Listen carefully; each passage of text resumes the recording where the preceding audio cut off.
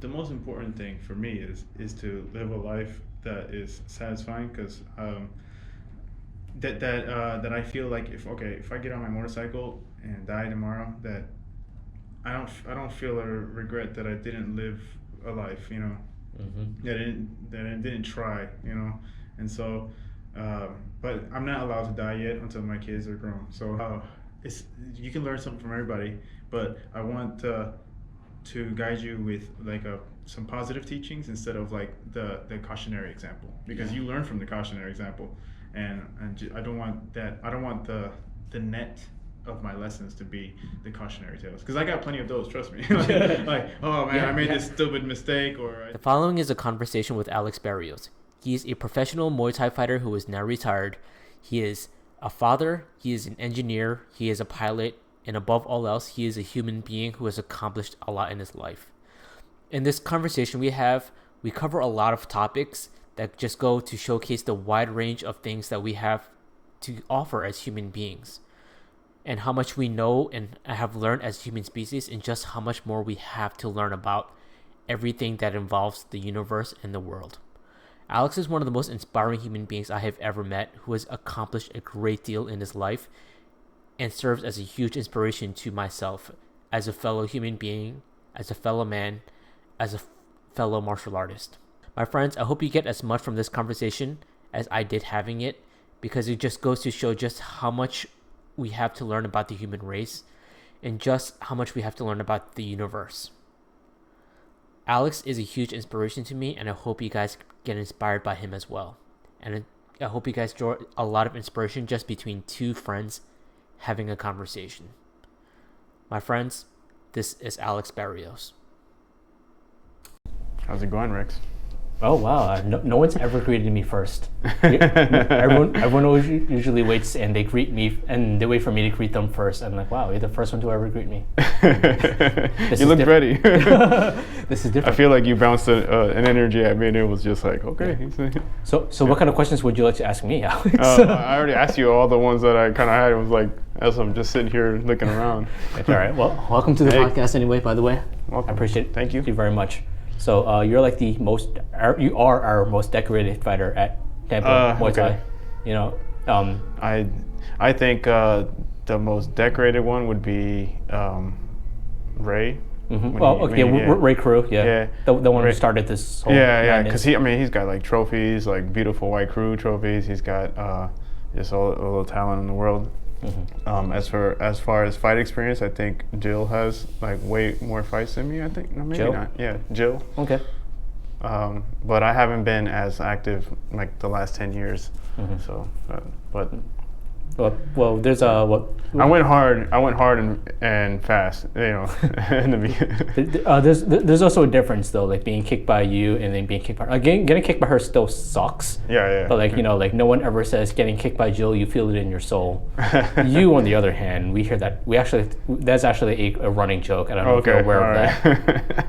I don't know who started it, but everyone's like, yeah, don't get kicked. I feel like I haven't even kicked anybody all that hard. There's not in a sparring session. I mean, everyone's like, yeah, there's three people you don't want to get kicked by: Kai, Alex, and Jason. And Jason's a savage. Yeah. I think he is he's the roughest one. He's the meanest one. Like I think he's got like 100% and then 2%, like or nothing. It's just like one setting on him. Yeah. Binary, definitely. Gotcha. All right. So, how long have you actually been training? I started martial training arts in general. Well, I mean, I count wrestling as martial arts. So, I did wrestling in high school a year, and then when I was a kid, I always wanted to be a boxer. So, I was shadow boxed. My dad gave me some drills, and then I always watched, fighting growing up. But there was never a gym that I could train, or where I could go to train. So when I went into college, that's when I got into it. But I did have a group of guys, and I played all the sports: baseball, football, wrestling, baseball year round, all the time. So I loved playing sports. Like I was always in something, but I always wanted to get into boxing. So I got boxing gloves when I was in high school. When I was 16 or so, and started lifting weights and going to the gym. I had some coworkers that wanted to do it too. My brother was going to do it too. So backyard brawls. Yeah. Well, I did a few of those. I always tell people all the time, I was like, I have about 30 something fights in the ring, but I have probably just as many or more fights outside of the ring. You know, like street fighting, or you know, backyard brawls, like you said. Like, but yeah, I mean, then so it goes way back for me. But when I got into college, it was my second year of college, the end of the first semester of college, like towards the holidays, around November, December, is when I got into jiu-jitsu, and boxing and Muay Thai. Gotcha. At a place called Dubuque Martial Arts Group in Iowa. Gotcha. So not in Florida. Not in Florida. I was going to school in Iowa at the time. Okay. Yeah. There's this like one of the OGs that learned Muay Thai from Master Chai. Oh shoot! That he brought it to the United States. One of the That's old school. Yeah, one of like the people that really was like learning from the source. His name was Dean Lessay, in Iowa, and he you know those guys they were the real deal. They're and he has like awesome form and technique, and he was a real martial artist. He jiu-jitsu, Filipino martial arts with the sticks. I mean, I'm sure he does knife fight. I'm sure he's just really devoted to the martial arts. So you're like direct lineage of of American Muay Thai then. Yeah. Wow, I had no idea. Muay Thai and Filipino martial arts too. Yeah. And what's crazy is that he did Filipino martial arts, jiu-jitsu, probably like Jeet Kune Do type stuff where you learn everything and you incorporate with the best of everything that you match up with. Take what works, discard the rest. Yeah. And that's different for everyone. Yeah, because your body's a little different from mine. Yep, exactly. You may be a little bit bigger than me. Exactly. We use different tools to do the same job. You take what tools that work for you. So, and when I moved to Florida 2 years after I transferred, and moved to Florida, and I met Ray, and he's also a martial artist. Did all the kinds of martial arts, Jeet Kune Do, also Filipino martial artist, like just one of the masters at it. Trained with some of the best seminars. He was religiously going to Thailand all the time, and just really like devoted himself to doing things right. And he still is. I mean, he's still working at it. Yeah. So it never, Muay Thai or anything like that is something that you keep working at it, and it just gets harder and harder. Harder and harder to improve, and easier to backslide. So yeah, no, it's like not I feel like whenever I miss a week of practice, and then I go back, it's like I feel like I lost a month. I know. It's real. I mean, I would say you're in the best shape of your life, and then 2 weeks later, if you don't train at all, 2 weeks later, it's like, what the heck? I have to climb this huge ass mountain again. Why do you think that is? Because I don't experience that with any other form of like physical activity. Because I was a like amateur dancer before, and like break dancer, and I've competed before, and I could take a month off and then come back, and I'm better than ever. And because you actually get some proper rest, and maybe those nagging injuries are gone. So same thing with like volleyball, swimming. Like I've taken time off and I come back and I don't slide back. Versus with martial arts, like I dread every do you think there is something about like that our instincts will drive us this way, and we have to bend our will onto our body and our instincts, fight some forces of nature that tell us to do one thing, and it's basically like you have to tame this beast in order to keep your cool and composure and just be scientific in your methodology when you're doing a martial art, you know what I mean? And then that you kind of like gravitate back to the mean when you're not doing it. Versus volleyball, it's just kind of like you learn a technique, and it's kind of like your handwriting. There's no pressure. There's this primal pressure. You know what I mean? You're not fighting against like a fight or flight thing. I think you're onto something because you see it all the time when new people come in. And we're practicing slips, and then they throw a punch, but then they throw a leg to the right side because they don't want to hit you. Oh yeah. Oh man, I can go on about that. When fighters used to line up and armies used to fight each other, they used to like not hit each other, or they would we don't know this. We don't have any direct experience with this, but some people write that armies would charge at each other and then stop within 10 yards of each other. It's like, you know, and then it takes one dude to break that, and then what else? In World War I, people would be, or those Napoleonic wars, when they just line up and they would purposely not aim for each other. Yeah. Even though these people are lining up and you think they're gonna kill you, you still can't do it. You're the person who has a rifle aimed at me, and I'm still hesitant to pull the trigger. Is what you're saying? Yeah. It's like you have to kind of, like I said, you got to fight that inner humanity, that inner, you know, there's a bunch of instincts that are operating. We have a. So I think to answer to go back to the original thought of why that happened is, and this is, you know, just me guessing right now. This is pure hypothesis. You know, like, don't quote me on this. You know, go ahead, quote me on this, because I think I'm onto something. But I think because, you know, we go through our entire lives not fighting people, not dealing damage to people, not punching people, not tackling, not single leg. Like, when's the last time you single leg somebody over at Walmart? Yeah, right. You know, or at Publix, you know. Like, depends on which Walmart you go to. I'm just kidding. The one on Fowler, you might. but this is not something that we regularly do. Black Friday's coming up. You might have to. You want that new PlayStation? You're gonna have to start throwing some arm bars. You're gonna start taking out heads. But like, so we go through our life not doing violence. So when we get back into the ring, back into the mat, back into the gym, we're putting ourselves back into violence mode again. It's not something that we tap into, because even like evolutionarily speaking, Homo sapiens, we're like, physically speaking, we will get curb stomped. By our ancestors. By animals today. Like, that's like us. Like, I have scars on my leg from a 10-pound cat. Yeah. I lost a fight to a 10-pound cat. Now imagine if it's a saber-toothed tiger. You know, like, so like. So think about it this way. I mean, we're like 2% of our human history is this civilization, where we don't have to chase down and kill our food all the time, and we're not regularly seeing violence like our ancestors. Because remember, the more you practice, the easier it becomes to execute these maneuvers, to feel, to be like, just flow with the violence. You know, be comfortable there. To tap into that part of your brain that's used to it. Yeah. And so the people back then, you know, if they're hunting all the time, they're skinning and taking things apart, covered in blood. They had like 17 siblings, and half of them died. You know, all kinds of. You know, it's like you're seeing this, and it's a part of you. Maybe it was easier to do violence back then for some aspects of violence. You know, maybe it was easier to take it out on an animal than another human. Well, back then they were fighting to survive. You know, they would go like 3-4 days, sometimes a week, without eating anything, because they're just trying to kill something. Yeah. Whereas we go like 3 hours. Yo, I'm fucking starving. And just get a little drink here. Yeah.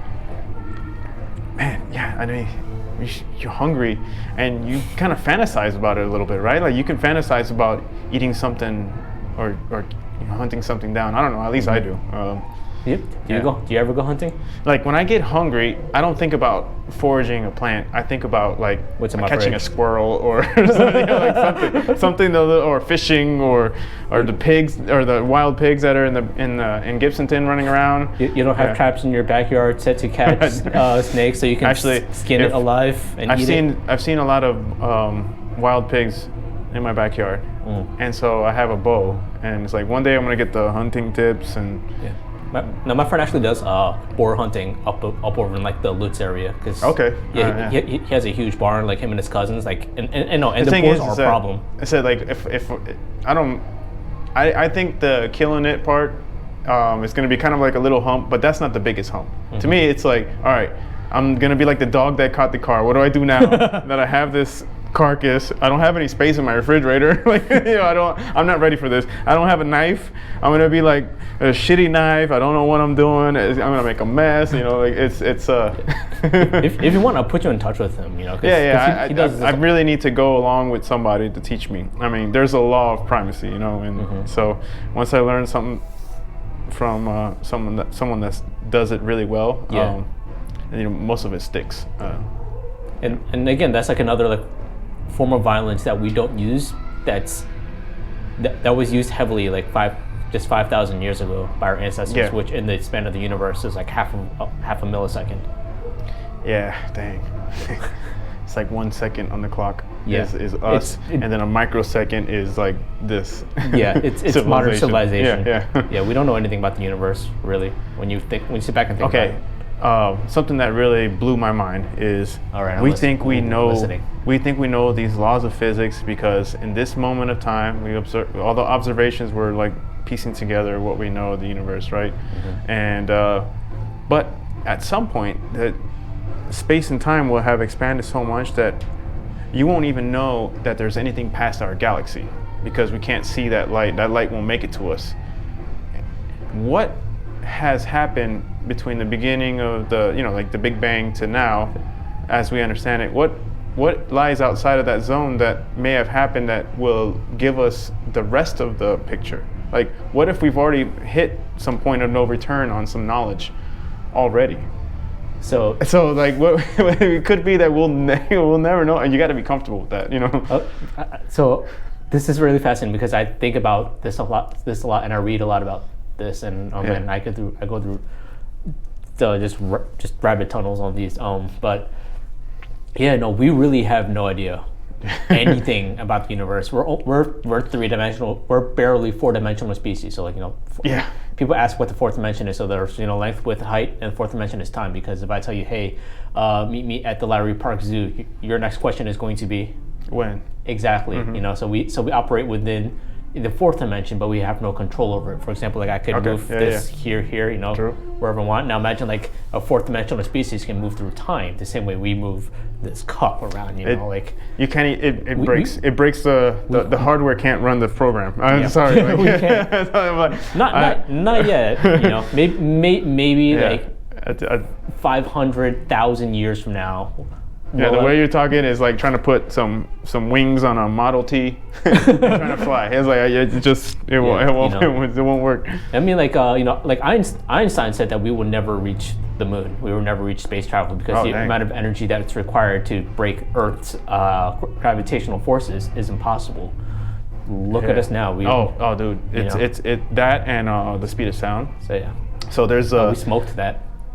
Well, before it happened, there's this pressure waves that build up, and because the sound is a pressure wave that operates longitudinally, and when you're like catching up to that wave and you're gonna pass that barrier, weird shit happens. Like you get into a regime where it starts fluttering, it starts buffeting your controls, and you start to lose control if you hang around there. I've seen the videos where it's like a cone erupts around it. What's going on there?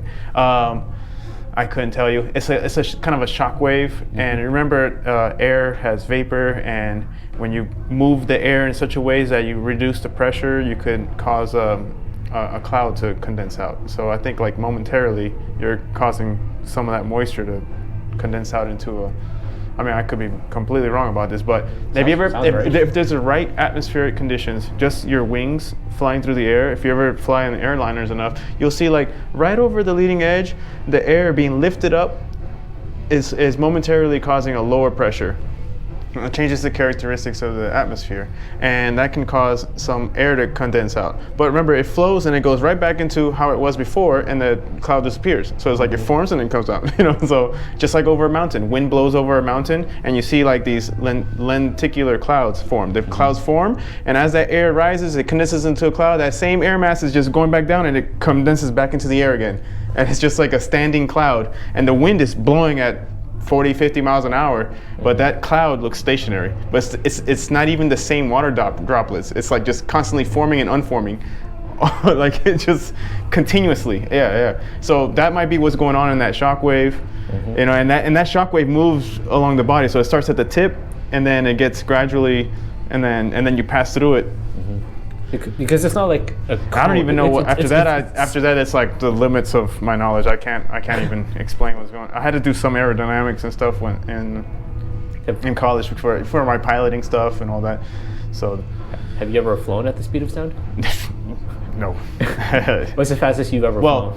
Okay, in an airliner. So okay. So a quarter of the speed of sound, which is still pretty fast. I think when you go higher up, the speed of sound is slower. It's slower because there's less molecules for the sound to bounce right. So because the wave bounces. And it's just way too expensive to fly at that speed down low because the air is too dense. So yeah, I would never have caught up to the speed of sound, you know. Okay. How fast have you gone? Me? Yeah. I'm guessing like 600 miles an hour because of the airliners, you know. That's so fast. Right? Yeah. But you've flown on airliners before, right? Yeah, but I don't fly on airplane. Yeah, but you actually fly them. Oh, I don't fly the airliner. Oh. No. I mean, as a passenger. Okay. Right? No. My dream is to fly an airliner one day. Yeah.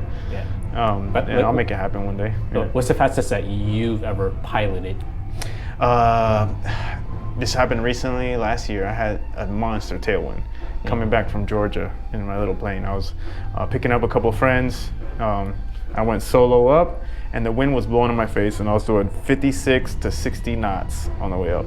On the way back, I was hitting between 160 and 170 top speed, ground speed, that is. Yeah. So my airplane will travel 100 knots. How fast is a knot? It's like 115 miles an hour.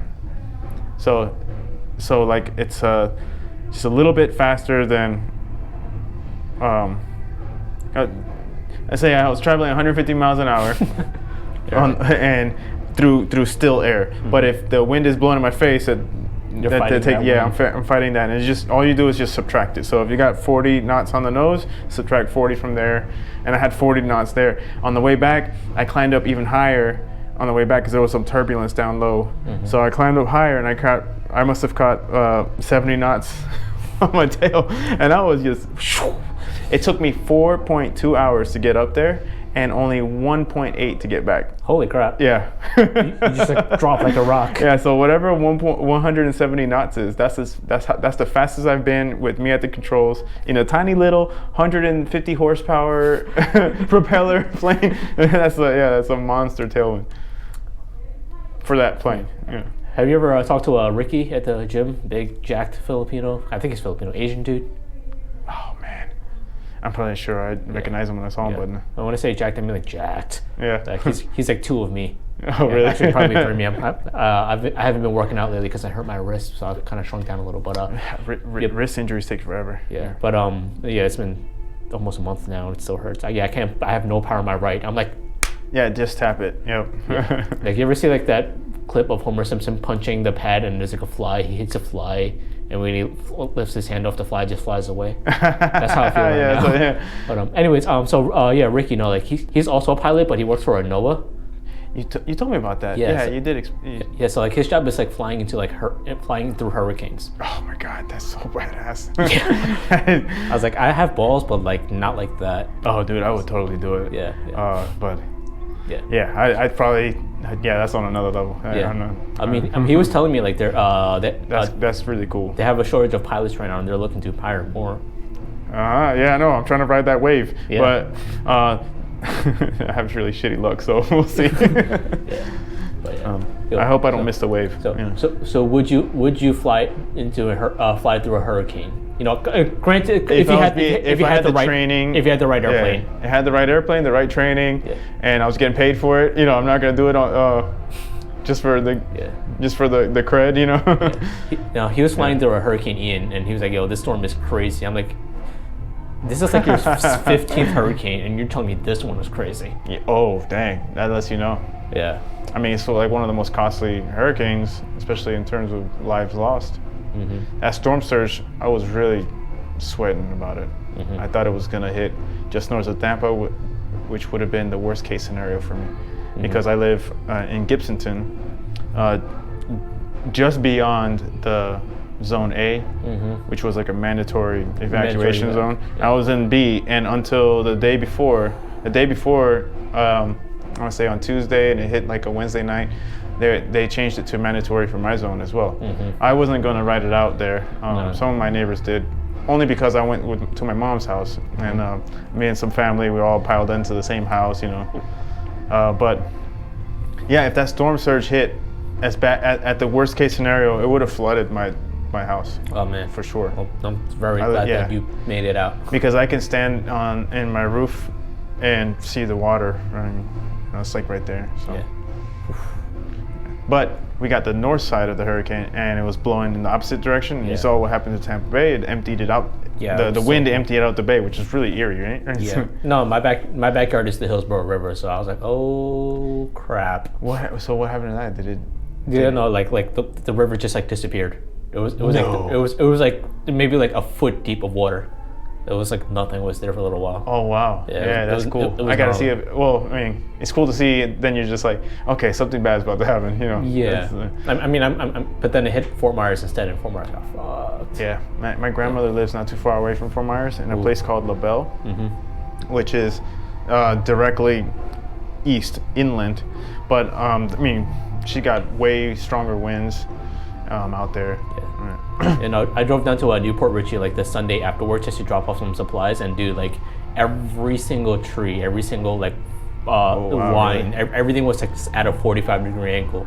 Like trees are like this thick that have been there for like 100 years, just completely just. Yeah, you think about all the things that they've seen, you know. Yeah, and like entire like gas stations were just like blown up, gone, like just pure rubble. I'm like, I feel more thankful for my life than I've ever felt in my life.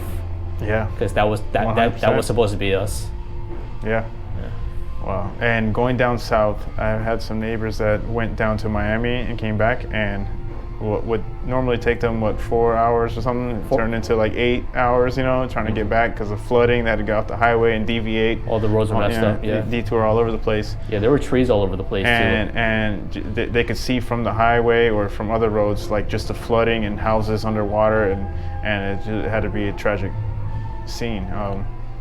Yeah, people don't realize, like, why would you stay in your house? Like, you don't even know where the trajectory is until it happens, until right before it happens, like a couple hours sometimes. Like Irma was supposed to hit Tampa Bay directly, and then like and that was. I had like a couple. Even this time, I had a couple of sandbags, and man, that wouldn't have done it. Yeah. I put the sandbags up, I put the boards up. I just looked at them like, if that river wants to just take out my house. This is. It's just I do something to say I did what I could. You know? And I'd have to build a moat and a wall. No, Mother Nature has a perfect history against the human race. We may think we can control it now. Like, no. If she wants to take us out. No, it's like flicking a booger off the thing. There's nothing we can do. Yeah. If they want to unleash. All it has to do is just change the rain patterns by like a couple of inches, and see how it affects our civilization. It starts. Do you hear it filters down into civil unrest and starvation. And did you hear what's going on in China right now? No, what's going on? They have a water shortage on top of a drought, on top of like their economic, on top of everything else that's going on. So like. Oh man, and then the COVID and I do not envy being in a position where you don't have enough water. Like how the Hillsborough River looked during the hurricane is how the Yangtze River looks right now, and has looked for like about a year. Dang, and that Yangtze River was actually blocked up. So if it's even low, then wow, I mean. Yeah, and I don't know what to say. And the government has no idea what to do about it. So I'm like, oh my God, I feel so bad for the Chinese people. At least the Chinese overnight can build a gigantic scale desalination plant. If anybody can do it, they can probably do it. I don't know. How's the quality of that though? How's their engineering? I don't know. They can do some things awesome, and then some things is like the stereotypical low quality. Mass production type stuff. Like you've seen those videos of like their skyscrapers just like wobbling in the wind. Okay. You have not seen the picture. Oh my God. But don't all skyscrapers do that, or they do it to a weird degree? There's skyscrapers that are supposed to wobble, but then there's ones that are vibrating like your ex-girlfriend's calling you. Oh no. And that's what's going on in some of their buildings right now, and they've evacuated like five blocks around skyscrapers.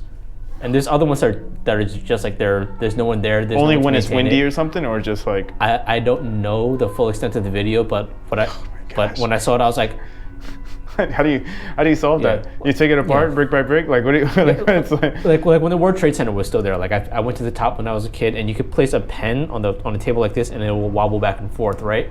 But you don't actually feel or see that wobble, because it's engineerily it's built so that you don't feel it. Unless like you're actually looking for it.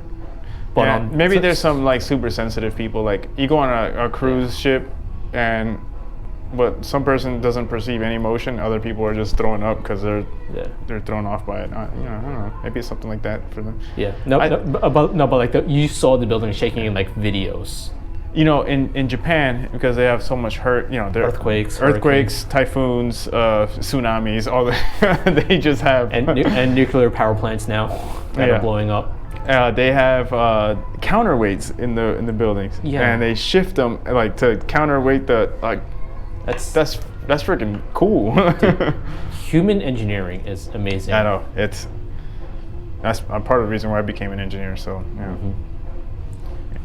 Yeah, everything mechanical I love, civil engineering stuff I totally 100% geek over, the giant boats like that. Yeah. Like they made boats like this. Like I can't even imagine making something complex like that on the computer. Dude. And they were doing it with paper, pencil. It's doing it as you. A lot of it is do it as you go. Like they're like, hey, we're gonna reserve a section, like a cross section like that, to run a bunch of pipes through. Oh, we need like, as we're going, it's like, oh, we need a few more pipes, and oh, the admiral kind of wants a jacuzzi. Like just making stuff up because he wants another pipe there for something else, and now they gotta drill a hole over here, and like the amount of electrical conduits just running through these boats is. Yeah, so just imagine, and then you still have to meet like the requirements of like we need this much integrity and sealing and and we still have to make it cost effective. Yeah, I don't think they've tried to make them cost effective. not battleships, but like cruise lines. Cruise lines, yes. Yeah, which are like floating skyscrapers. I think they make most of their money by being able to get all kinds of government help. Yeah. So on that topic, here's something I think about a lot, which I definitely would like to hear your opinion on, because I feel like you nerd out like I do. The island of Bermuda. Okay. It's in the middle of freaking nowhere. Yeah. It's like 1,000 miles from everything. Uh-huh. How did people get there, A? Why do people live there? Why do people live in Las Vegas? Why do we live in places we're not supposed to? Well, and then the same question for Hawaii. Yeah. How did the Aboriginals get there? They got there by canoe. How did those Rapa Nui, the Easter Island with the how did they get there? Oh, because so I want to hear your thoughts on those. Because people had giant set of balls. Who looks out there and be like, I bet how many boats launched off and then never came back? It. How many? No, but here's the thing: how many? Most of the boats that launch off probably will never come back, even if they land somewhere. Yeah. Land somewhere, and it's like a better island than what they left. You're not gonna find out because the raft died, and the guy that knows how to make rope died, and now you're stuck over here. It's not, now you're barely scratching a life, and you're just hoping some other crazy guy got on a boat and went there too. Like how many people? And what drives you to keep trying to? Hey, it's like, you know what? It's like, hey, every time we launch off, we find an island. It's like there's always an island. Yeah. How far do you keep taking that logic until you run out? And it's not like the ones who ended up in like it's not like Christopher Columbus where he had like giant boats with like 100 people per boat. No, the people who found Hawaii, the Aboriginals, they got there on a freaking canoe.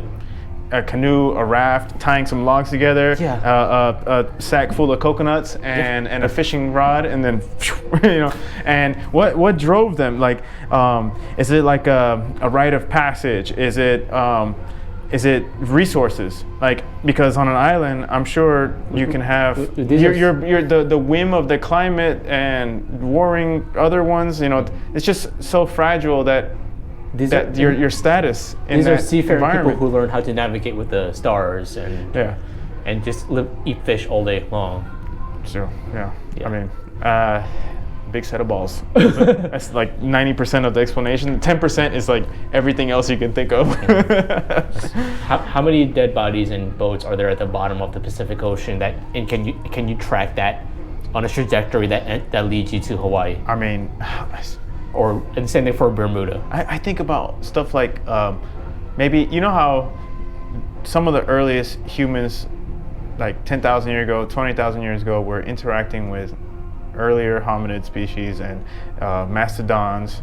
It's like, how long did those giant animals that died off in the ocean, people are crossing these islands, were there, I like to think maybe there was still one of those dinosaur type creatures or something, you know, the ones in the water, like couldn't they have survived long enough that maybe like the last one was the last of the, you're never gonna hear about it because it's maybe it's some Aboriginal and like Denisovan that crossed some island into something, and he saw a freaking dinosaur thing, but that thing died off, no bones left. These people died off. You'll never hear that story. But it happened in a blink of time. But we're just, you know, it happened and we will never know it. Like how many cool things have happened that we will never see. Which is pretty much what the Easter Island Stonehenge, the stone statues are. Yeah, we weren't. Nobody was there. Like, how did they get there? Who built them? And they have the quarries, and there's like half cut. There's like half-made ones and stuff. So like you know where they made them, and it's just like okay, you know the stuff that you use to move them, wood and rope made from coconut fibers, like all the stuff. That stuff you leave it out in this tropical environment, is gone in a generation, and then the knowledge to do it. Once it's gone, it's gone. You know, if you don't write it down, it blows my mind. One of those statues weighs about like 5,000 pounds. We barely have the technology to move that today with what we have. Yeah, I don't know. How did they move it back then? Oh, you're a mechanical engineer. Yeah, there's ways. Yeah, it's really. I mean, people can they can move those giant bricks from the pyramids, you know, lift them out and everything, just using ropes and pulleys and mechanical advantages and levers and all that stuff, and rolling it on. I mean, like you can take a soft metal and you start cutting into a rock, that metal's gone. Yeah. But you lubricate it with just sprinkle some sand, and then now that metal blade drags the sand, and the sand does the cutting. Oh. And then you cut right through the rock. Bam. What do they have plenty in Egypt? Sand. And they were in the Bronze Age, soft metal, and you can cut those blocks. I mean, they just had a ton of, they didn't have Netflix. They didn't have YouTube. That was the federal jobs guarantee of Egypt at the time, you know what I mean? Like, we're building this massive thing. It kept the workforce employed, you know, like. Is it true that we can't build the pyramids with our current understanding of technology right now? I'm sure we can. I hear that a lot. I'm like, no frigging way, because there's always somebody gonna say that, and it's just probably said out of ignorance. You put your mind to it, a team of people to it, and you'll make it happen. You know, because I look at all these buildings around. I'm like every one of these buildings, this one that we're in is way more complex than. There are some hieroglyphs that kind of like show some of the construction process. So there's a little bit of that. At least they had a semi-written language that we can go off a little bit. But then also there's a lot of gaps in that. But we can infer some things like, they can build the pyramids, but maybe we were kind of puzzled about how the hell did they do it? But they can't build a skyscraper because they don't have the knowledge that we have. Yeah. But if we start throwing nukes at each other with Russia, I mean, like, how fast until we don't know how to build skyscrapers? Like, probably a couple generations and it's gone, you know? Yeah. What about making pencils?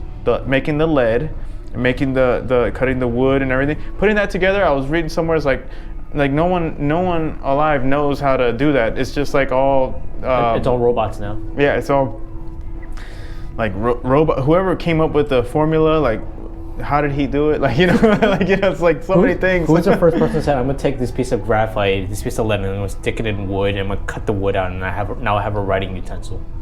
Yeah, who knows?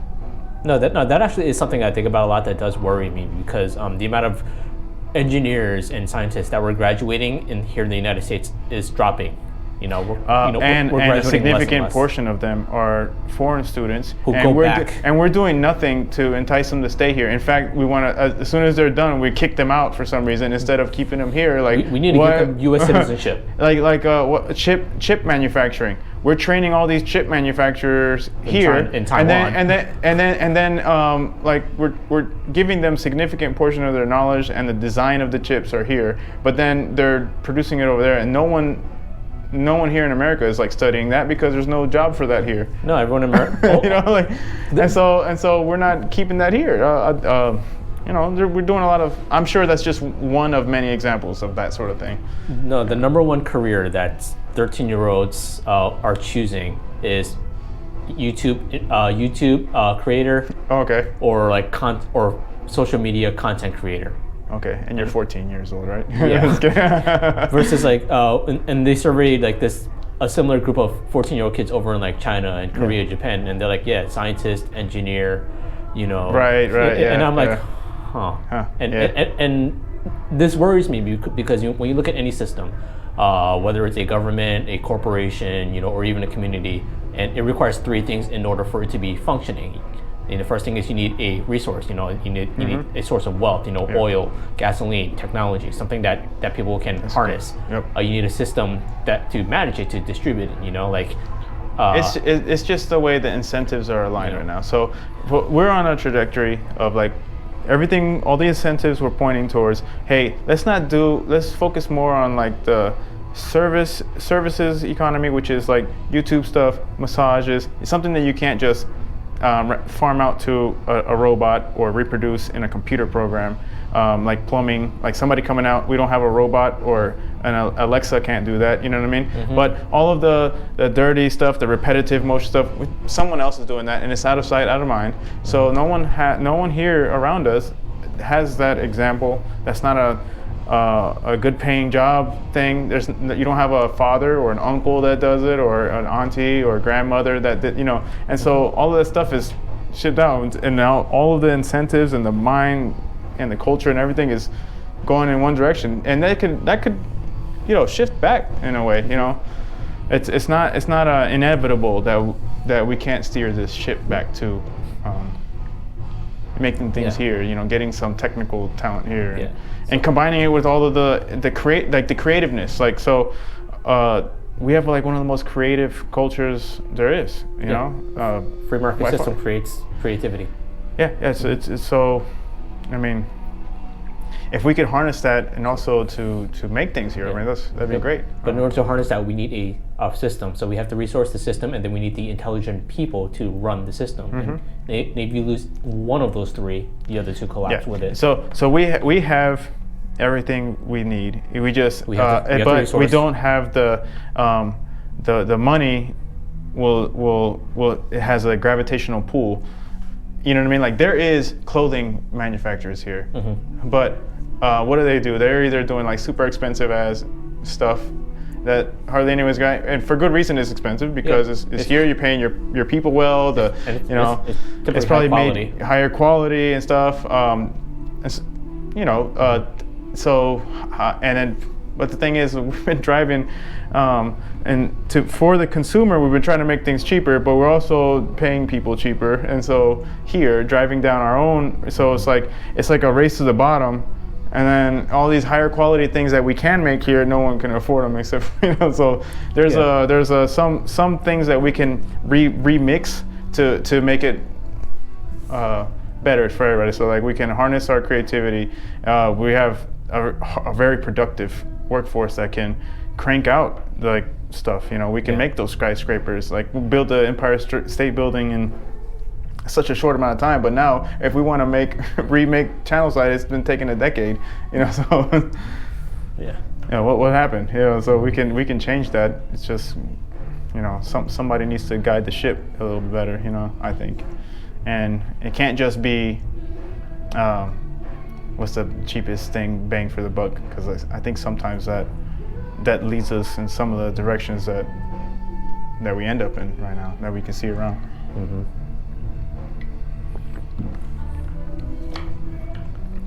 Oh, I wanted to go back to Muay Thai training. Yeah, that was probably the longest tangent ever. No, but all right. So I was very fortunate, and this is something that I try to do with anytime that I'm teaching anybody anything really, is there's a law of primacy in learning. So if you learn from a poor teacher, you're gonna kind of, whenever you're under pressure, under stress, you're gonna fall back to that. I luckily had a set of, I got lucky with Dean Lesay in Dubuque, Iowa, and then moved to Tampa, and Ray Cole in Tampa, and they were just like, I wish I had fundamentalists, you know, like you just have to be solid fundamentals so that you get punched in the face, your default actions are just great. You know, you don't know anything else but the correct technique. You don't know anything else but doing something right, and that's great. I think that way, like when we were talking about like why does you get so rusty so fast, and so when you come back, it's a shorter ramp back up because you know the fundamentals and you can focus on those fundamentals. You're not trying to do some fancy thing, you know, because that sometimes that goes out the window. It's never coming back. Like I used to be able to do backflips. Yeah. Now if I do a backflip, I'll probably break my neck, and I'm scared to do it, and I'll never do it again. You know? Same. I haven't done a backflip in like over a decade, and I'm not gonna try. Yeah, you're not gonna do it. It was like, yeah, but if some things, if you were taught well from the beginning, you will be able to come back to that. That technique stays with you. Like I can still see my teachers throwing a perfect cross, and like I try to mimic that to the best of my knowledge. Yeah. So a lot of people in the gym obviously look up to you. Even Kai even shouted you out as the GOAT of the gym. Okay. All right. That's obviously I don't think I'm worthy of all of that. I don't think my achievements have been that noteworthy, but I appreciate the love, and I hope that that it comes from, because like I try to be as good of a person to everyone else, you know, and I think that's just comes around, you know. Yeah. So yeah, I'll ask it. So if you're not the GOAT of the gym, then who is? I don't know. I mean, is that even a discussion worth having? I don't know. It's like it depends on the time and place. Like right now, like my old trainer Ray Cole. Right now he probably mop the floor with me, you know, because I haven't been training. I'm not in great shape. He's so laser focused on like just constantly shifting his tool set and learning new things, and he's just like with it. And my interests are elsewhere in with respect to like what I want to do growing. It's like right now I don't have an intention of fighting anytime soon, so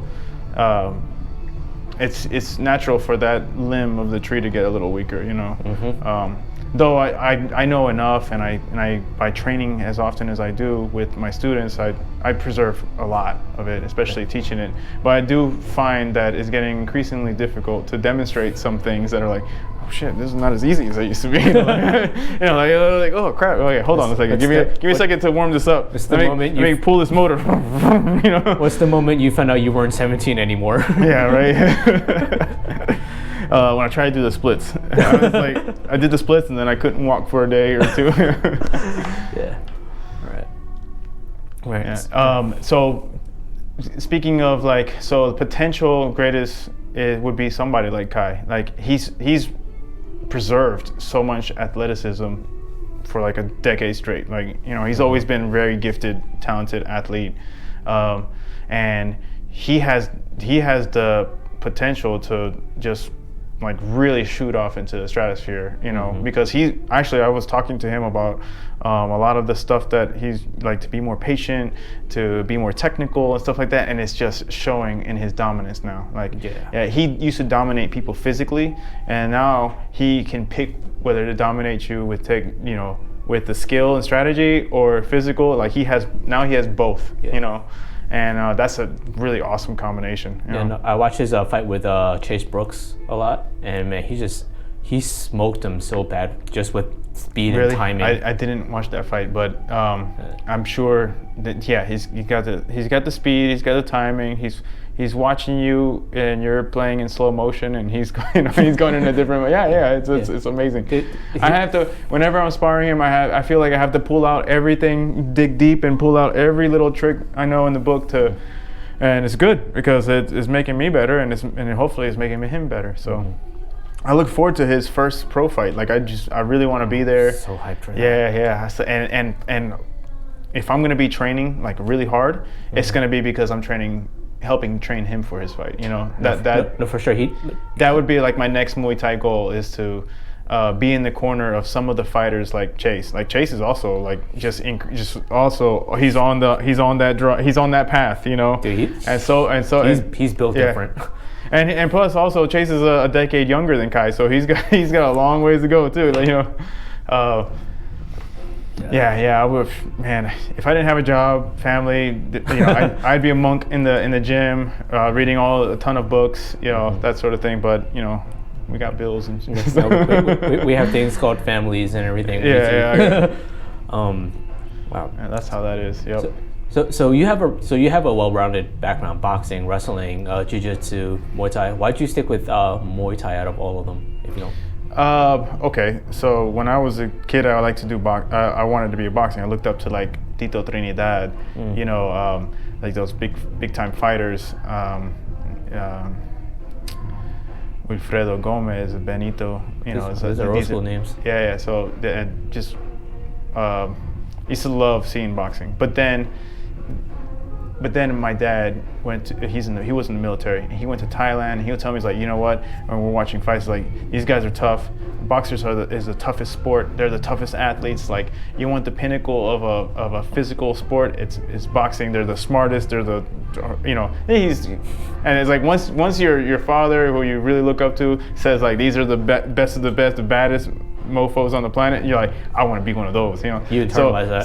So that stuck with me. And then my dad, coming back from Thailand as I'm getting a little older, he's like, man, you know, it's like boxers are tough, but the toughest boxers of them all are Muay Thai fighters. Because he went to Thailand, he's seen the Muay Thai up front and in person, and I say, oh dang, so that's the next level, you know, that's the next level. So I always wanted to be a boxer. And even when I was in college, before I ever found a Muay Thai gym, I wrote a paper about Muay Thai, like a 5-page research paper on Muay Thai. Like, so I researched everything about it. I knew everything about it, and I wanted to do it so bad. And when somebody came in, and I was breakdancing, I sucked at break. I was just getting into it. Like I found a crew, and I started. We were all kind of like learning it together, but everybody was way better than me. I was just really strong because I was like weightlifting a lot, and I can do some power stuff. But air flares. But I was like, you know, stand on my hands a lot, you know, like just poses and stuff. And I just had no rhythm. I couldn't dance for shit. Like I had no up rock. I had nothing. I can do the 6-step, and that's about it. And then, so this is the time when Korean guys, out of there, you go on YouTube and like they're just like phenomenal at breakdancing. So like we saw this guy and he's like, and we're like, hey, are you Korean? He goes, yeah. And he goes, can you breakdance? He's like, this is how primitive I was. Just remember, this is when you were younger. And the guy was like, no, but I want to learn. It was like he probably learned it faster than us. So he shows up, and I just remember me and him were both doing some stuff, and we're like, ugh. And he starts shadowboxing, and I started doing like push-ups and stuff because I was like really into like fitness and lifting weights and all that. And he starts shadowboxing, throwing kicks and elbows. It's like, are you doing Muay Thai? And he goes, yeah. And he goes, I train at a gym. And I was like, take me. Oh, wow. After that, I said, bye. I'm sorry, I didn't have any time for anything else. Like from then on, it's like my life took a significant detour. Like, and I never looked back. Like it's just, so it's been doing Muay Thai ever since. And that happened in Iowa. And the gentleman was an ROK Marine, a Republic of Korea Marine, South Korea. Oh shit! And he was an ex-Marine, and he would tell me like all his stories. And he was doing jiu-jitsu and lifting weights. I would lift weights with him, and I'm Muay Thai, and he was, just if you think of like a Navy SEAL, like just having a buddy that was a Navy SEAL teaching you stuff, like that's how he was. Except for we had a little bit of a language barrier, but we made it happen. Like we were best buds in combat fighting is a universal sport. Yeah. So he told me all the crazy stuff that they do in the training for the Marines over there, and that's really cool. That's really cool. Wow. Yeah, I looked up to him a lot. Q, I hope you're doing cool. Gotcha. Yeah. So pretty much your father planted the seed in you that Muay Thai are the manliest men, and you decided to pursue that with everything you had. Yep. So when I tell you my life has been blessed, I wanted to be a pilot. I wanted to be a boxer. These are like, I wanted to be a father. I'm a father now. It's like all of my dreams have come true. I mean, every single one of those dreams required discipline and hard work. I wanted to do science, technical stuff. I was scared to do engineering. Oh, wow. Yeah. And I just faced down my fears, transferred over to an engineering program. I thought it was gonna be too hard, and I was scared of, failing out. But hard work, and I graduated. What's it called? Cum laude. I know what you're talking about. Yeah. From an engineering program at USF. I fought professionally Muay Thai, and right now I'm in the process of training to be a commercial pilot. I did my commercial written exam a couple weeks ago. Ooh. And did really good on that, and so now I got to do the check ride and multi-engine and build up hours and experience, and then hopefully get hired on by an airline and get a good, just a good solid job. You don't want to fly through hurricanes with Ricky? You know what? If I'm crazy enough that if that falls anywhere near my lap, I'm jumping on that too. Yeah. That sounds awesome. Yeah. He also surveys whales and landscapes too. Yeah. I mean, so cool. I briefly, I just didn't have the time because my daughter was just before my daughter was born. We were nesting, we were setting up our house. I just didn't have time when I joined Civil Air Patrol, and they do a lot of stuff where they help train. And they're like a subsidiary, an auxiliary arm of the United States Air Force.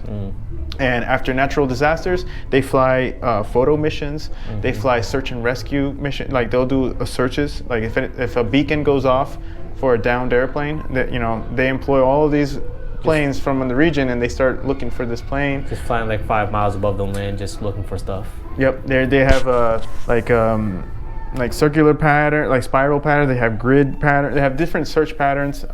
Photography. After Hurricane Michael in the Panhandle, our squadron had went up there, and a bunch of planes were taking pictures and surveying the damage and the effort there. They fly out some supplies.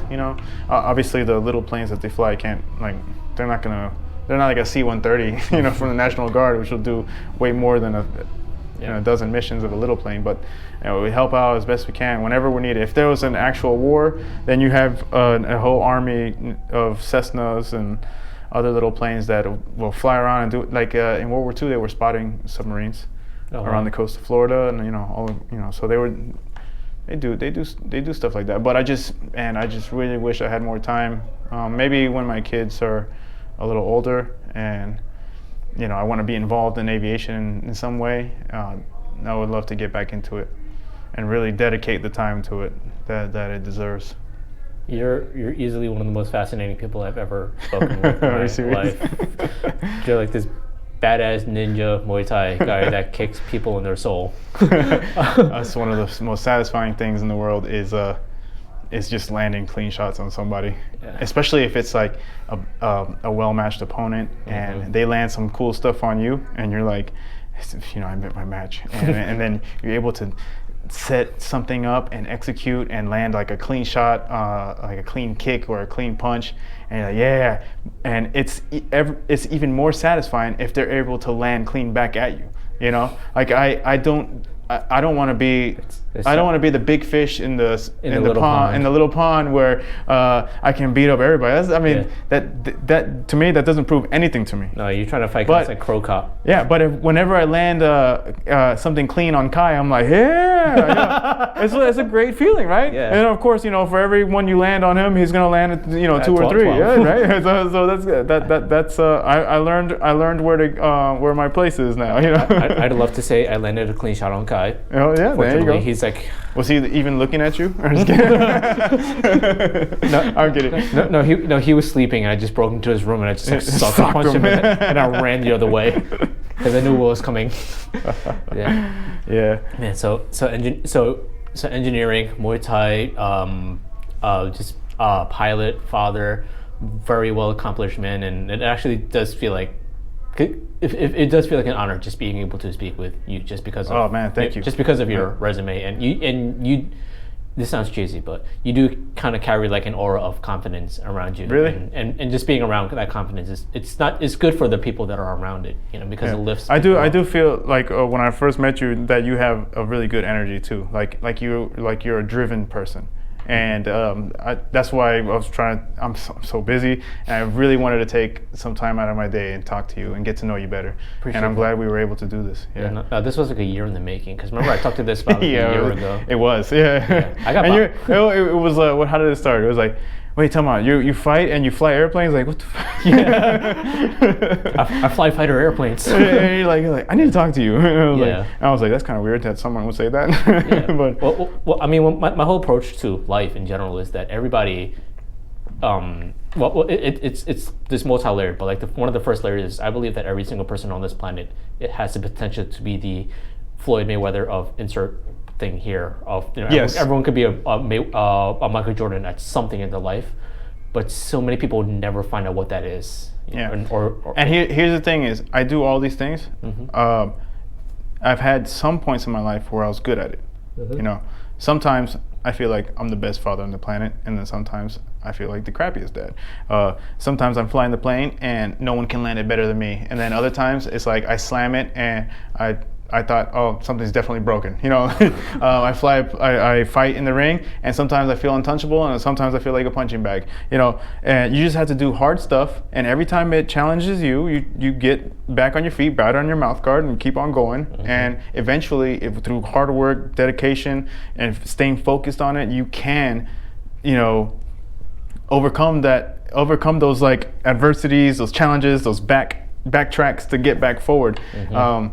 Like Kai told you, don't be a quitter. It's like you cannot quit. Once you quit, you might as well die.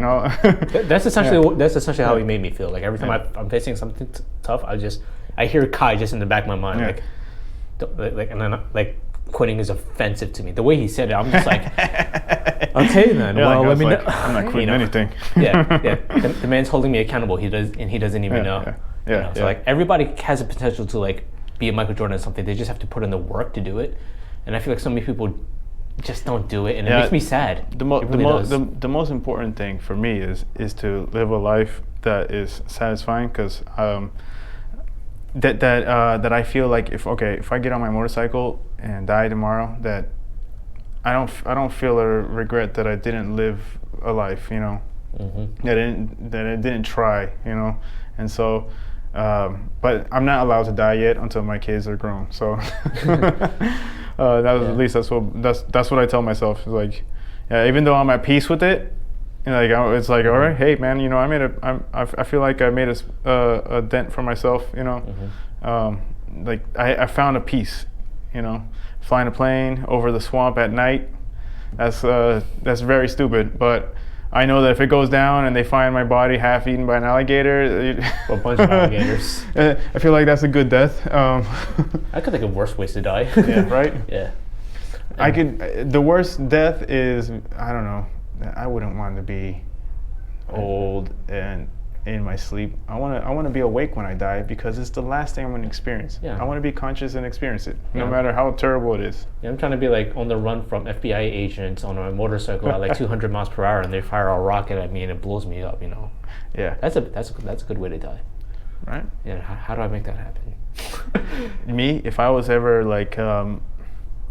diagnosed with unrecoverable terminal disease, I'd be like, okay, stick me with, give me some steroids and performance enhancers, everything in the book, and train me real crash course in guns and everything, and just drop me off in a war zone and just like battle it out like in the middle of some gangland fight, or if we're back to fighting the Taliban again, just throw me in Afghanistan. We're sending you to Russia to take out Vladimir Putin. Oh shit! Exactly. Just put me on a rocket and just. I feel bad for. It's like if I die, I died. At least I died fighting, and whatever. I feel bad for the KGB agents who engage you in hand-to-hand combat. And they arrest me and stick me in a dungeon, but I die from whatever disease. Hey, at least I. Yeah. You just head kick their souls off. Yeah. And so and just like a follow up to what I was saying before, I think the other part of how I live my life is, I believe that everybody has something to teach you, or has something to teach, has something to give back. You to can the learn world something from them, from everybody. So like when I see someone who's like highly accomplished and doing amazing things, I'm like, I want to learn from that person. There's no shortage of people who are trying to give you life advice, but I'm like, but you're miserable. Why would I want to learn from you? You see that guy over there who's happy? I'm gonna go learn from him. Yeah, you can learn something from everybody, but I want to guide you with like some positive teachings instead of like the cautionary example, because you learn from the cautionary example, and I don't want that. I don't want the net of my lessons to be the cautionary tales, because I got plenty of those, trust me. like oh man, I made this stupid mistake, or I treated somebody terrible. I mean, I've been less than ideal, and I try to learn from it and not repeat it. I've slipped the wrong way and got punched in the face. You just put that behind you, you move on, learn from it, and move on. Like bite your mouth guard and keep on going. Like drive forward. Just you can't let that hold you back. 100%. If the people that people that hold grudges, I just can't understand it, because I feel like my memory, I can't hold onto a grudge. Somebody injures me and I tell them, and I at least if I express how I felt about it and I tell you, yo, you screwed up. I don't like that you did that. And I can. Me a little too hard. It's like me. I did what I said. Injures me like in something personal, or injures me. I can forgive you and truly forgive you, and then move on. And then, but depending on the severity of what, like if you punch me because we're sparring really hard, I can forgive you. But if you punch me and break my nose or something, like right before I'm supposed to have a fight or something, then it's like it's hard. I can forgive you. It's like, but I'm never sparring you again. Same thing with interpersonal relationships. Like I could forgive some transgressions, but depending on the severity of it will depend. That will influence how our relationship will go from now. But I'm not going to hold a grudge. I'm not going to think about you again. You know what I mean? Like it's not worth it. Yeah, I'm not going to waste energy on that. Why? Yeah. I have to grow somewhere else. So, yeah. Yeah, it's like whatever, like there's a million things around you, and whatever you give your energy to, kind of like the sun, is what grows. Yeah. So if you give your energy to things that are just negative, malicious in nature, it's going to grow and it's going to blossom into the worst thing in the world. Yeah. Why would you do that? I have a question for you. Okay. You have your hand on the nuclear launch button. Oh my goodness. It doesn't matter if you're Putin or Biden, right? You see a cloud of nukes headed towards your country. And we know that if there's 20 nukes land on one country or the other, it's not the end of the world. It's gonna be a hard blow. Do you launch retaliatory nukes and start a chain reaction where the entire planet goes to smithereens? Or do you just say, you take it and then you don't retaliate because you know that's just gonna be even worse? This is the hardest question that in the world that I've ever been asked. Right? I don't want to hurt. I don't want to hurt people. I don't want to kill people. Because you know for sure that if I launch these nukes to kill them, I'm killing people of my own, and I'm killing people that had nothing to do with it over there. And it's like, do I let one person's like completely psychotic what is the condition of the other people there's almost that I would fire a nuke against? Like, what is the condition of that country? There's I can't ethically justify it. There's no circumstance. No. Like when we firebombed Tokyo and Dresden and all these places, like which killed more people, caused more destruction than the nuclear bombs, but that I can't ethically defend it. You know, I just can't. What was good about not having just been able to completely bomb other civilians to smithereens was that you had to go equip some people and it expend enormous resources to go all the way across the ocean or go all the way to the border and fight mano a mano, which just, if you're gonna start killing people, that's how you do it. Mm-hmm. You can't rely on this like thing because we're living over here. We don't even feel the war. Any wars that we fought, right? Mm-hmm. Well, no, it shouldn't be that way because how many wars would be nipped in the bud if everyone was involved in it? You know, nobody's gonna want to fucking fight a war. Yeah. No, Russia has 6,000 nukes. We have 5,000 nukes. The UK, we only need China only has 300 because they're like, we only need 300. Like, why do you need any more? Why do you need 4 figures amounts of nukes? The reason is because the other guy has 4 figures amounts of nukes. And it's like we stopped at 300. Yeah. We only need like this many for you, this many for you, and we have extra left. Yeah. Like, what's going on? It's like because at that point, that's not even fighting anymore. Like, that's just bringing down that's just pure wanton destruction.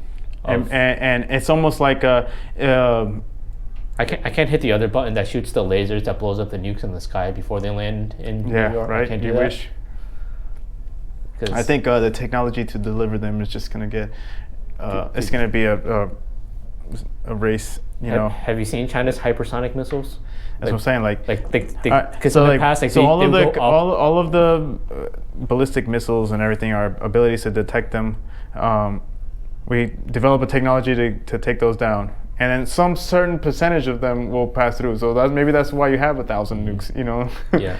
And then if you get stealth on a hypersonic ballistic missile, like then you deliver that, and then we don't have anything to shoot that down. It's like now you got to develop some other technology to shoot that down, and then it's gonna be like something else. I don't know, you know.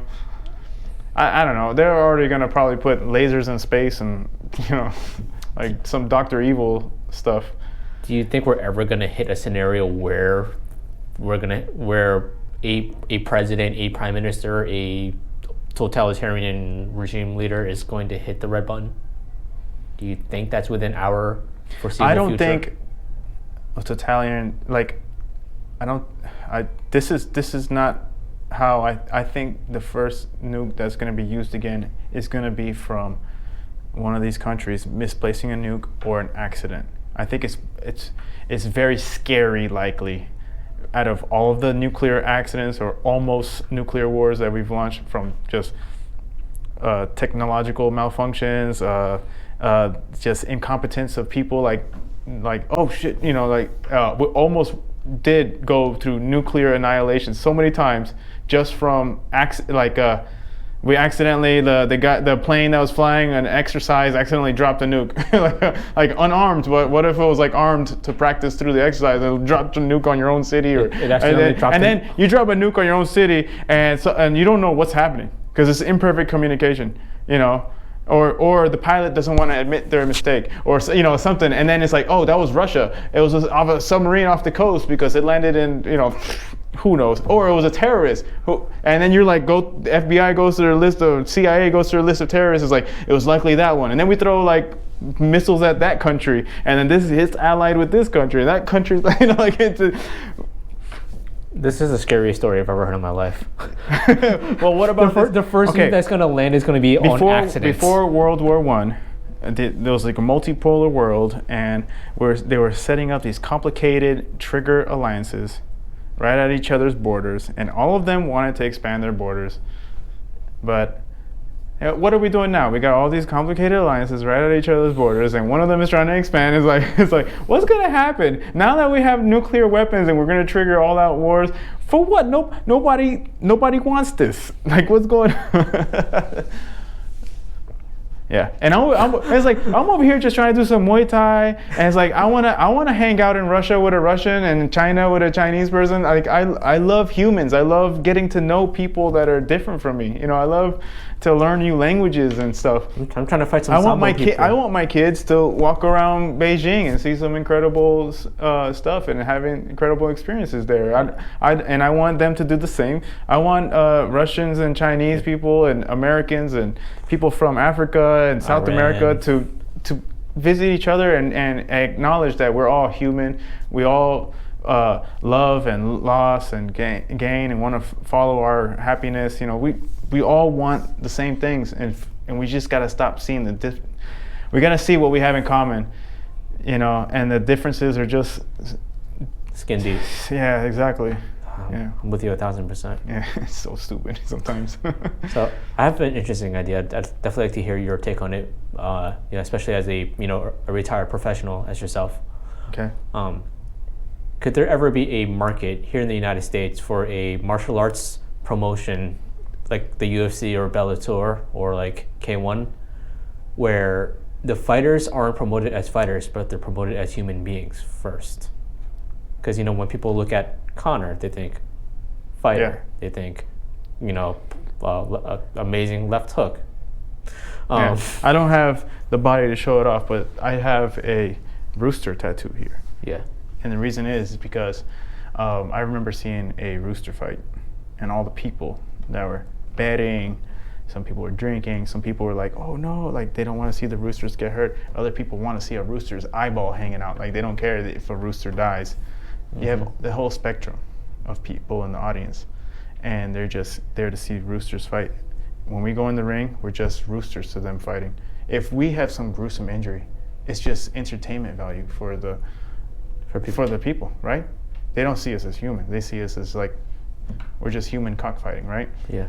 But to that rooster, it's like, it's significant, right? It's life and death. It's for his honor, for everything. It's like all, you know, he's not doing it for some of the things that we're doing it for, but he's, you know, it's like the biggest thing in his entire universe in that moment. Yeah. Same thing for a fighter. You jump over that ring, and it's the whole world stops. There's nothing that matters outside of that ring. Yeah. And it's so, but whatever happens, and it's just entertainment for someone else. That's why I got that tattooed there, and I just kind of reminds myself that I'm a human, and sometimes it's I've had a couple of fights where it's like I had to stop it early, you know, like because one time I was getting kicked in the leg, I couldn't stand on it, and it's like, okay, this guy's got he's about to hit his hyperdrive, and it's like, I'm making a few $100s from this fight. And it's like, you know what, you won, you know, like why do I have to go to the hospital I'm not fighting to protect my village from getting slaughtered. I'm fighting for a few $100. You know, it's like, all right, man, you got it, you know. Yeah, no, once you lose your legs, it's game over. But I had to get to that limit. I wasn't gonna stop short of that limit. When I physically can't defend myself. Like it's exactly like if you get knocked out. If you get knocked out unconscious, you can't physically keep on fighting. So you make, you know, that decision's out of your hands. But sometimes the decision is in your hand, and so yeah. Same thing with another time. I got kicked in the knee several times. Not in the leg or anything. It's like right on the knee. Oh. Yeah, and I feel like if even if those kicks hit me elsewhere on the leg, I would have been able to win that fight. But because they were landing right on my knee, it was locking my leg up, and I still had my wits about me. I still had everything, and I still had the energy to keep going. In fact, like right up until the moment, I was like just pressing the aggression and really getting after it. But it just took a flick at that point when you take some savage hits from somebody that's a little heavier than me, you know. Yeah, who's putting all that power. Yeah, because towards the end of my career, I just can't cut weight. I've never been good at it, even when I was wrestling when I was in high school. Oh. And so I completely fight like garbage when I cut weight. No, I think everybody it's just genetic, I guess. I lose like 3 pounds of water, and I feel like I've lost everything, you know. What is your perspective on this whole weight cutting controversy? I think everybody should not do it. Like I think if we can incentivize the fighters to not cut as much weight, you know, like monitor them for the weigh-in and fight. If there's like a huge enough difference, depending on their body weight, then it's like, hey, you either you cut too much weight, and you can't cancel a fight, like nowadays. But what can you do? Like, you can make it monetary, like if you're fighting for some money, and then some portion of your money is gonna get taken out because you went outside of it. There's going to be the incentive to get back in. That's the way I can think of that it's fair, where the fight will still continue on, So I don't know, but you think it would be better if everybody fought at their walking weight, or at least like within 5-10 pounds either direction? Yeah, absolutely. Yeah, absolutely. I think people should. Yeah. So how do you feel about So how do you feel like when you hear about these fighters that are like cutting like 50, 60 pounds? At a time? Yeah, no, that's like, I'm like, that's horrifying to me. First of all, I think it's a bad example for other up and coming fighters, and because that is no matter if you can do it for a couple of years, you're doing something to your body. You're causing a damage to your body that you're never going to get back, and people have died from cutting weight. Yeah, and it's just like, how many people are not going to be that famous and at your level that are going to try that and screw their bodies up and it screws it up for good. How many people are going to go down that route and it's not going to end well for them?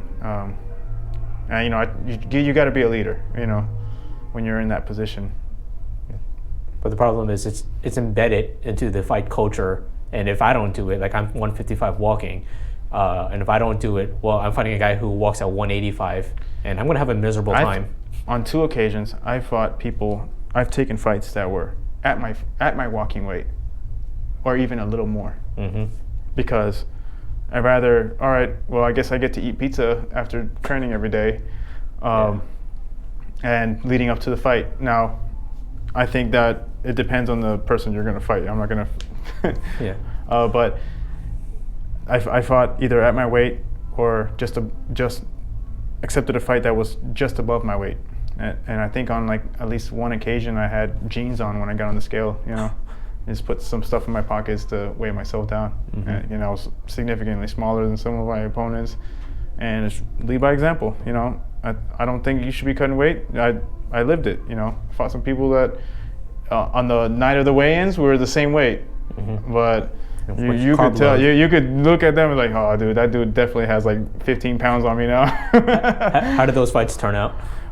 Win some, lose some. Okay, that's all I'll say. Even the times that I've won, you could feel the weight behind the punches. Like somebody hits you solid, even if you block it, you'll still see a little bit of the stars and feel the momentum of it move your body. And it's not the same as somebody that's slightly smaller or your same weight. You can tell the difference. You mean the whole entire trope of martial arts movies where the smaller guy has superior technique, wins every time, isn't true?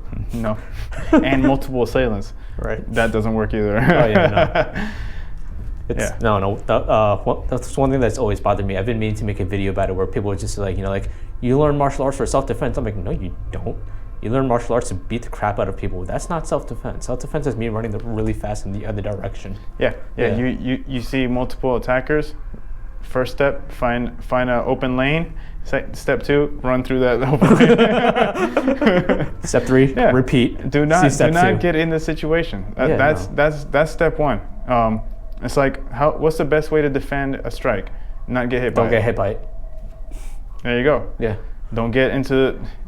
There's a saying in piloting. It's like, don't put yourself in a superior pilot uses his superior judgment to avoid having to use his superior skill. Ooh. You know what I mean? And so I'm gonna marinate on that this weekend. Yeah. I'm probably butchering a little bit, but you get the idea. No, for sure. I think that's correct. Like Jackie Chan, the greatest victory is the battle not fought. Or Confucius. Yeah, something like that. I saw it on Jackie Chan Adventures. Or how about Sun Tzu? So we've known this for hundreds of years, maybe thousands of years, that if you're going to fight somebody, you give them a golden bridge on which to retreat, right? So why aren't we setting up that golden bridge for Putin to go on, like where he saved, because if he has an incentive where it looks like he's saving face, but we're both achieving our goals, that's what you have to do. This isn't like the 1300s. This isn't like 0 or 100 BC, where we're gonna go over there and kill every last man, woman, and child, and the mules, and you know what I mean? Like, what are we doing here? How are you gonna kick them out? This is 2022. This isn't. What are you expecting? That we're gonna go and kill every last man, woman, and child in Russia to decimate their population to submission? Like, what is our goal here? And if we even go that route, those thousands of nukes that they have, he's already said that if they're in a position of existential threat, he's gonna use them. So, I think the problem you gotta pave the bridge for him. Where for him the best option is to go down that route. I think the problem with the Golden Bridge, and I'm not saying that this is the right thing to do, but I think the problem with the reason that we don't do that is set up because nobody wants to be the guy that said, hey, I gave Putin the way out. I know. Putin. I know. How do you want to be remembered? Yeah. And then how many people are going to die for that guy's like legacy? Yeah. I mean, Biden doesn't want to be that guy. That's why I don't like centralized power. Yeah. You are at the whim of what, don't get me started.